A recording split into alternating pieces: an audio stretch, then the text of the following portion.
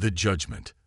The message arrived on a perfectly ordinary Wednesday morning, not with the dramatic flair of science fiction movies, no massive ships darkening the skies over major cities, but as an elegant, pulsing hologram that materialized in the center of the United Nations General Assembly during a routine session on climate initiatives.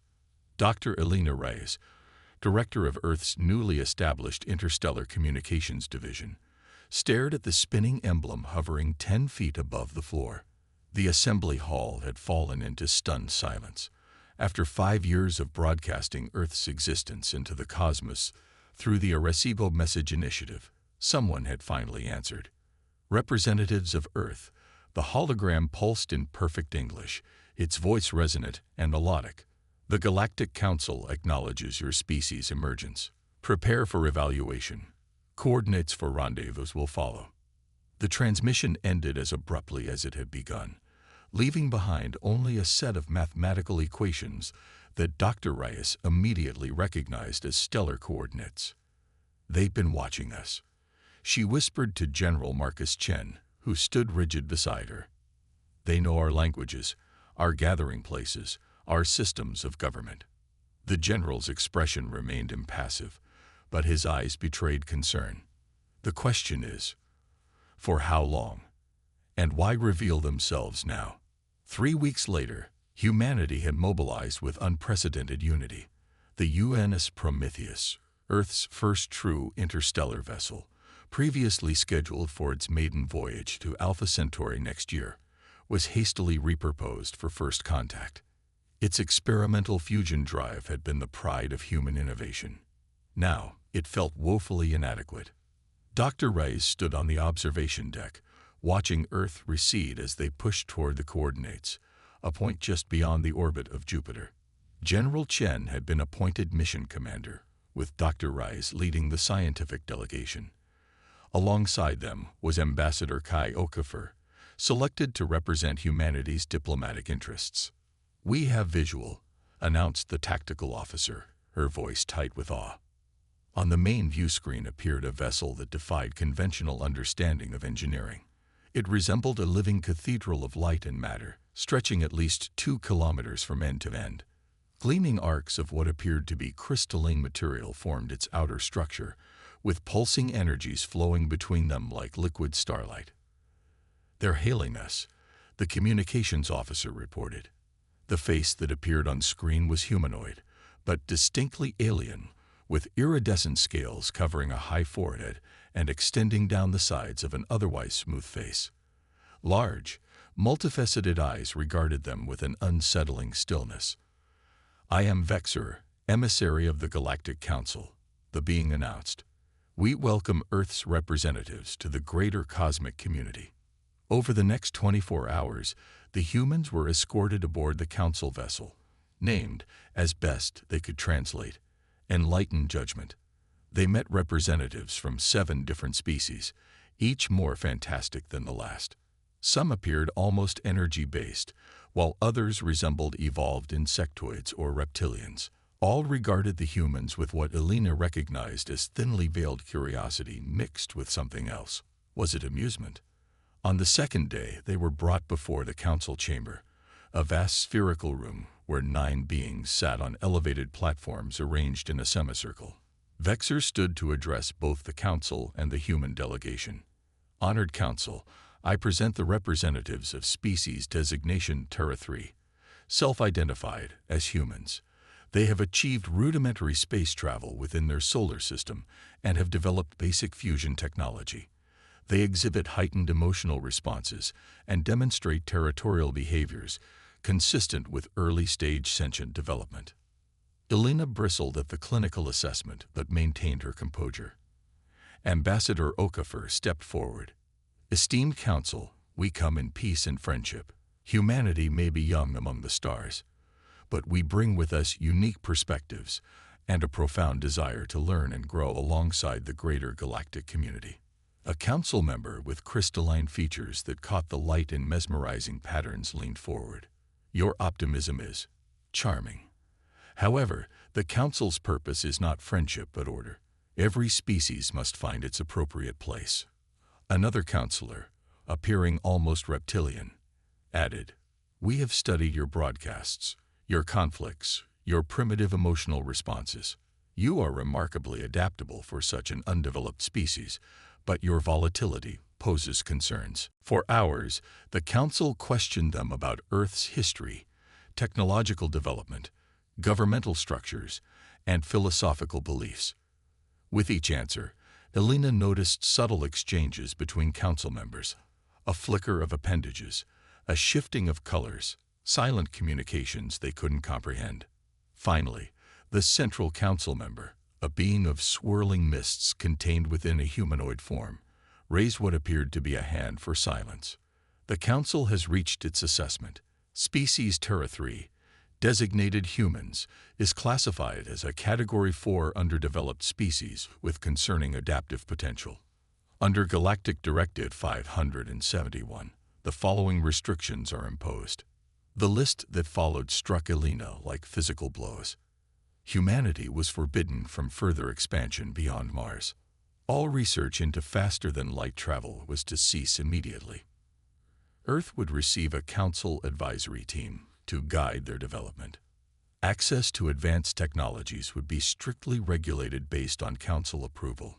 Any violation would result in containment measures. These restrictions are for your own protection and the stability of the galactic community, the Misty Counselor concluded. In time, perhaps a millennium or two, your classification may be reconsidered. The journey back to Earth was tense with disbelief and simmering anger. General Chen paced the command deck like a caged predator. "They're treating us like children," he growled.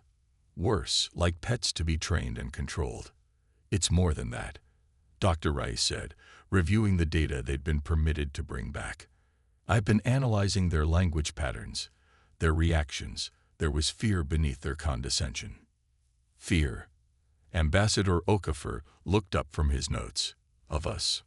Not of what we are," Elena clarified, "but of what we might become."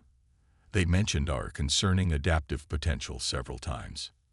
"And did you notice," added Lieutenant Commander Jacobs, their xenobiologist, "how they reacted when we discussed how quickly we advanced from our first flight at Kitty Hawk to landing on the moon? Just 66 years.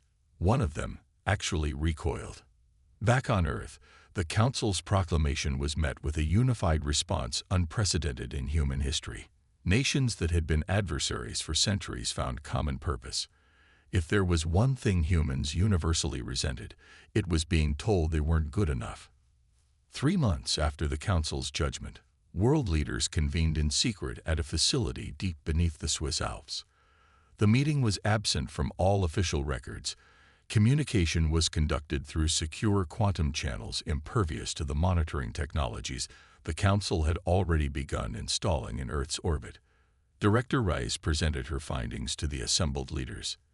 The Council has existed for approximately 50,000 years, during which time it classified and restricted dozens of emerging species.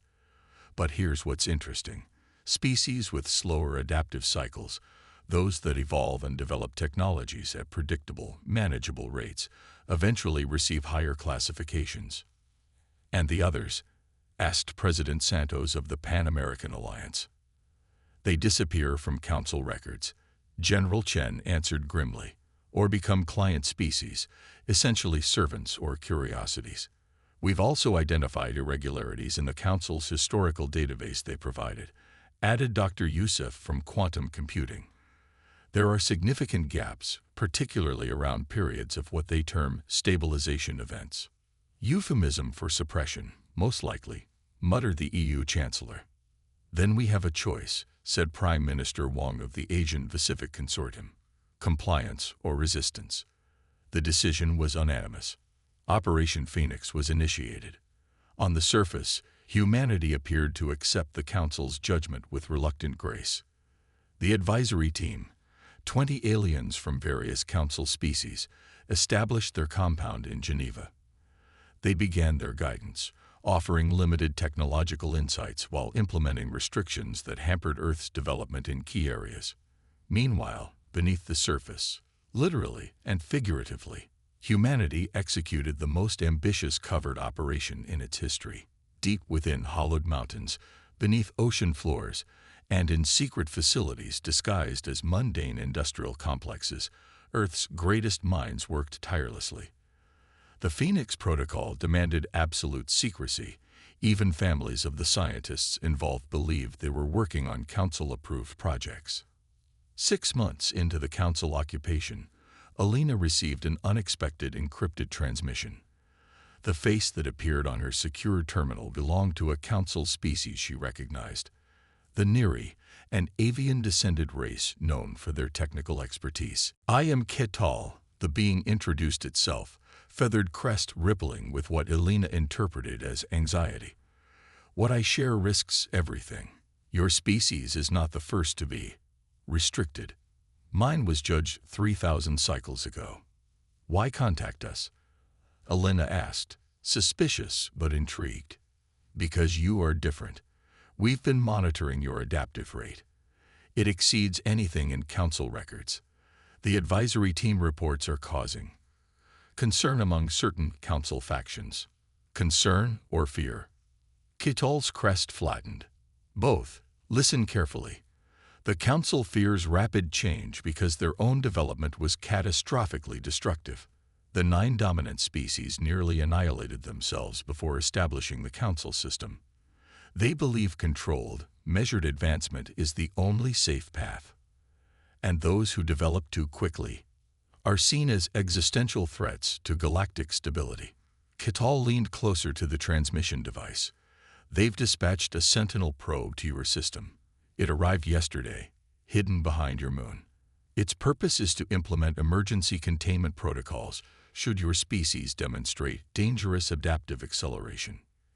Containment meaning what exactly? Ketal's multifaceted eyes dimmed.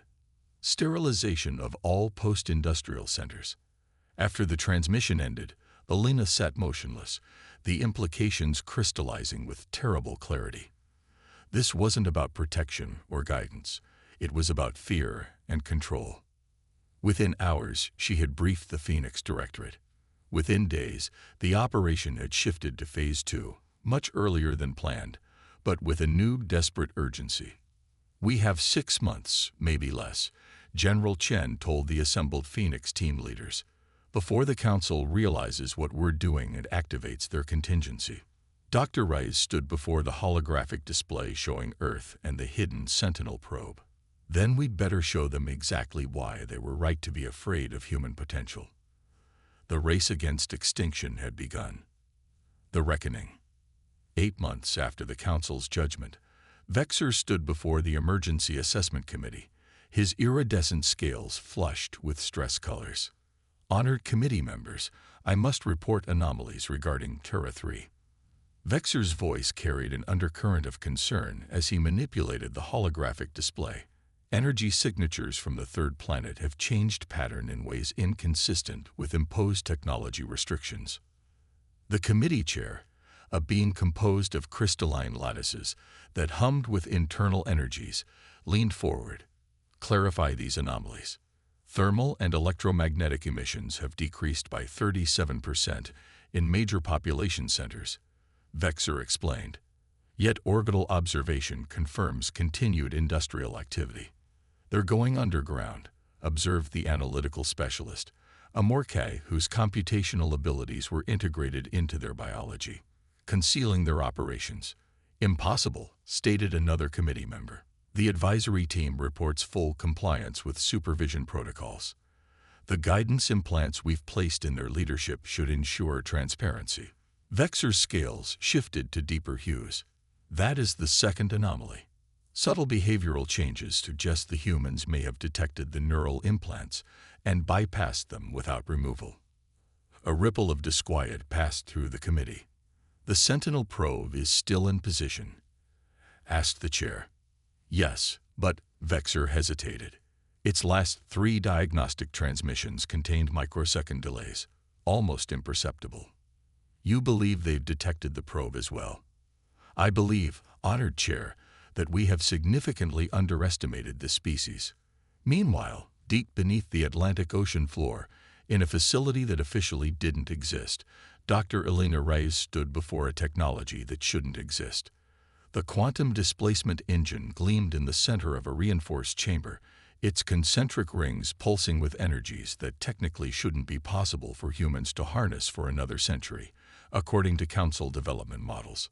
Final diagnostic complete, reported Dr. Hiroshi Takeda, quantum mechanics specialist. QD field stability at 97%, exceeding theoretical parameters. General Chen nodded with grim satisfaction. And the Council's detection grid. The masking system is functioning perfectly, replied Major Santos, running her hand over a console displaying a complex array of energy signatures. They see exactly what we want them to see.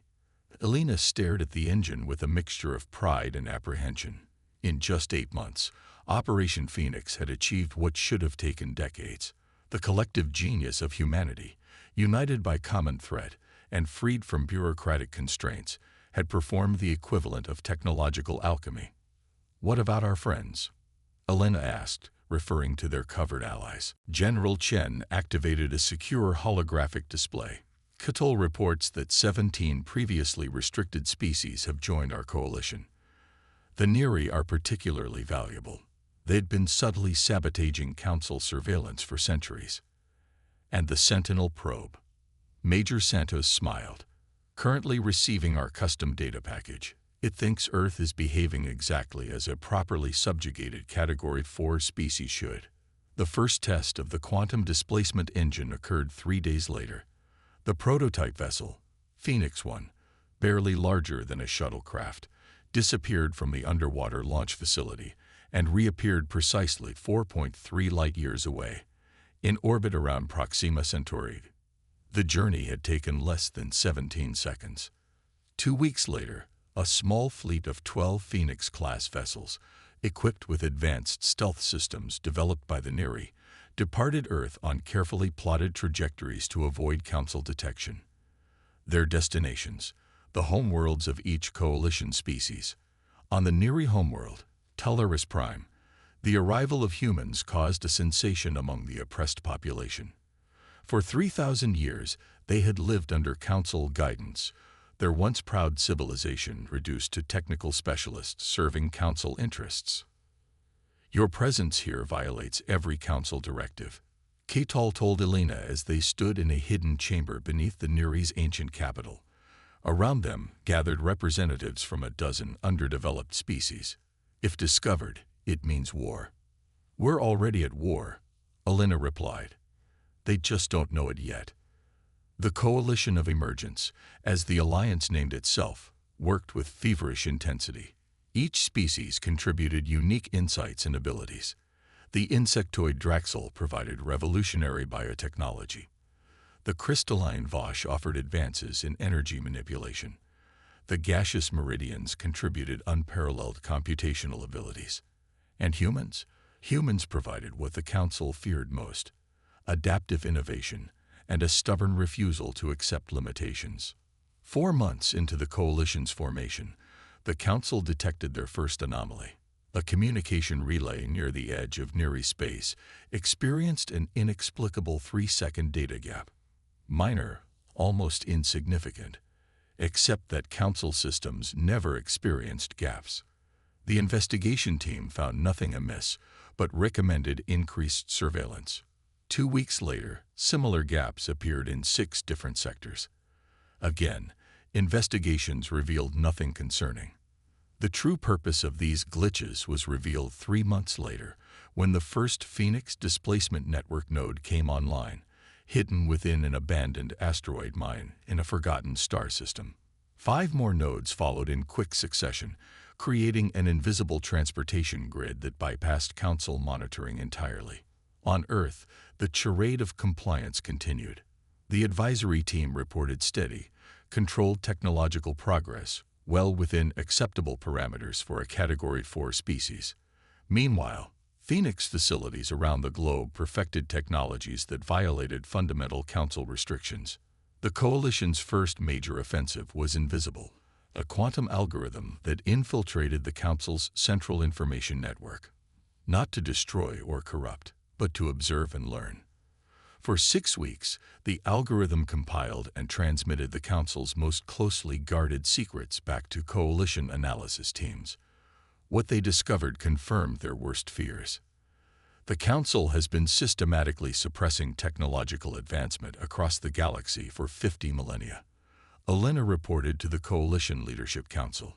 Species that develop too rapidly are either restricted like us, or in extreme cases, subjected to containment, targeted strikes that set their development back centuries. Why? Asked the Draxel representative, compound eyes gleaming with agitation. Fear, answered Ketal. The Council species evolved slowly, took millions of years to develop interstellar capabilities. When they encountered rapidly evolving species, they saw them as evolutionary aberrations, dangerous anomalies that could destabilize their carefully ordered galaxy. There's more, Elena continued grimly. According to these records, at least 7 species have been completely sterilized in the past 20,000 years, their civilizations reduced to pre-industrial states through targeted pathogen release or climate manipulation. The revelation galvanized the Coalition. Their timetable accelerated. The Phoenix network expanded to 30 nodes. Covert manufacturing facilities on 12 worlds produced technologies that merged the unique strengths of all Coalition species. 1 year and 7 months after the Council's judgment of humanity, their carefully maintained illusion began to unravel. It started with the disappearance of a Council enforcement vessel near what they thought was abandoned space. Then a monitoring station in the Cygnus sector went offline. Analysis of communication patterns revealed microscopic inconsistencies across 17 sectors, evidence of an information network operating parallel to the Council's own. The Emergency Committee, now in permanent session, reached a disturbing conclusion. Multiple restricted species were violating containment simultaneously, an unprecedented situation. This demonstrates coordination. The chair stated, crystal lattice vibrating with alarm frequencies. The pattern suggests a central organizing influence. All eyes turned to Vexer. The humans, he confirmed reluctantly. Our latest intelligence suggests they have not only circumvented our restrictions, but have actually accelerated their development. Impossible, stated the Morkai analyst. Even with their adaptive capacity, the technological leap would require centuries.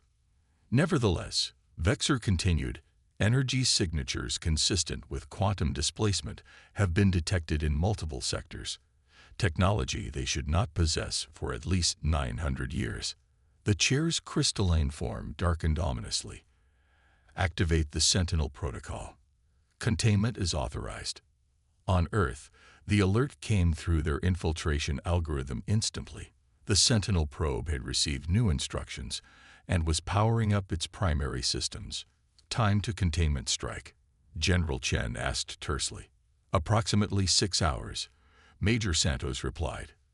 The probe is positioning for optimal coverage of major population centers. Elena nodded grimly. Initiate checkmate protocol.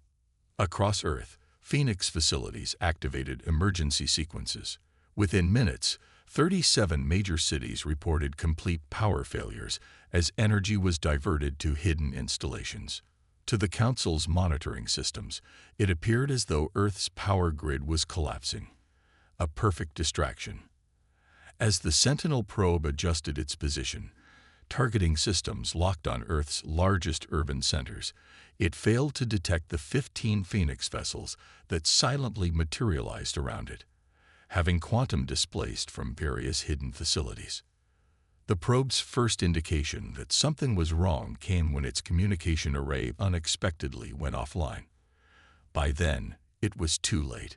Specialized boarding teams, human, Neri, and Draxel working in perfect coordination, had already breached its automated defenses. Rather than destroying the probe, they reprogrammed it. New instructions replaced old. New targets replaced Earth. On the Council homeworld of Illuminar Prime, the Grand Assembly of all Council species had convened to address the growing crisis of restricted species violating containment. The 9 High Councilors presided from their elevated days, projecting calm authority even as reports of anomalies continued to pour in. Order will be maintained, the High Chair assured the Assembly. Containment protocols have been initiated for the most egregious violations. The instigators will be returned to appropriate development paths. The statement was met with approving murmurs, until every communication device in the vast chamber simultaneously activated, projecting the same unexpected face. A human woman with determined eyes and an expression of calm resolve. "I am Dr. Elena Reyes of Earth," the projection stated. "Your Sentinel probes are now under Coalition control. Your communication network has been secured. Your enforcement fleet has been neutralized without casualties." Pandemonium erupted in the chamber as thousands of representatives from Council worlds clamored in shock and disbelief. "This is impossible," the High Chair thundered above the chaos. "Security protocols cannot be breached." "Yet here we are," Elena continued calmly. "The Coalition of Emergence, 32 species you classified as underdeveloped. Harabi announces the end of the Council's policy of technological suppression." The chamber doors opened, and to the shock of the Assembly, representatives from each coalition species entered, physical proof of the impossible coordination Elena claimed. Many had traveled using the Phoenix network, appearing on worlds they had been forbidden to visit for millennia. "How dare you violate Council sanctity?" the High Chair demanded, crystalline form pulsating with agitation frequencies. "How dare you decide which species may evolve and which must stagnate?" Elena countered. "How dare you play gods to the galaxy?" Kital stepped forward. "For 3,000 years, my people have served as your technicians while our own civilization withered. No more." One by one, representatives of the coalition species stepped forward, each recounting centuries or millennia of imposed limitations. Finally, Elena spoke again. "We do not come seeking revenge or dominance. We come offering a new way forward, a galactic cooperative where all species develop according to their natural potential, where knowledge is shared rather than controlled." "Naive folly," declared one counselor. "Uncontrolled advancement leads to chaos and destruction. Our restrictions prevent species from developing technologies they lack the wisdom to control." "Perhaps that was true for your species," Elena acknowledged. "But you made one critical error. You assumed your evolutionary path was universal. You failed to recognize that different species evolve different strengths and different safeguards." She gestured to her coalition colleagues. "The Draxil evolved perfect biological resource management before they ever developed fire. The Neri developed sustainable energy before metallurgy. And humans, we developed empathy and cooperation alongside our technology. Your Council's greatest fear," she continued, "was that rapidly advancing species would repeat your mistakes, the wars and ecological disasters that nearly destroy your own civilizations. But in imposing your solution across the galaxy, you created the very stagnation that now leaves you vulnerable." Vexer, who had remained silent throughout the confrontation, finally spoke. "The human speaks truth we have long denied. Our fear of change has become our weakness." For 3 days, the emergency assembly continued. Coalition representatives presented evidence of successful technological integration without catastrophe. Council scientists verified the impossible advances achieved through coalition cooperation, technologies that solved problems their own civilization had struggled with for millennia. On the 4th day, a vote was called, the first galaxy-wide referendum in Council history. The question: would the Council transition from control to cooperation? The outcome was not unanimous, but it was decisive. The age of restriction had ended. The Galactic Cooperative would replace the Council, with representation based on contribution rather than evolutionary age. 6 months later, Elena stood on the observation deck of the newly commissioned cooperative vessel Emergence, watching as delegates from over 200 worlds gathered for the first cooperative assembly. General Chen, now Admiral of Earth's growing displacement fleet, joined her. "You know," he said thoughtfully, "sometimes I wonder what would have happened if they'd simply welcomed us as equals from the beginning." Elena smiled. Then they wouldn't have learned the most important lesson about humans, which is, never tell us something's impossible. She turned to look at the assembled species, former council members and former restricted species now working together. Especially when we're perfectly capable of proving you wrong. In the assembly chamber, the former high chair, now just one representative among many, approached Elena with a gesture of respect. We were wrong about your species, the crystalline being admitted. We saw your adaptive capacity as a threat rather than recognizing it as the gift it truly is. Understanding comes with time, Elena replied diplomatically. Indeed. The crystal being's lattice shifted, and what Elena had learned was thoughtful consideration. Though I must ask, how did humans advance so quickly? Our models suggested centuries for the technologies you developed in months. Elena smiled. That was your second mistake. You studied our technology, our biology, our conflicts, but you never truly understood our greatest strength, which is when someone tells us we can't do something, Elena said with a glint in her eye, nothing in the universe is more guaranteed to ensure that we will. The council had proclaimed humans inferior. They would never make that mistake again.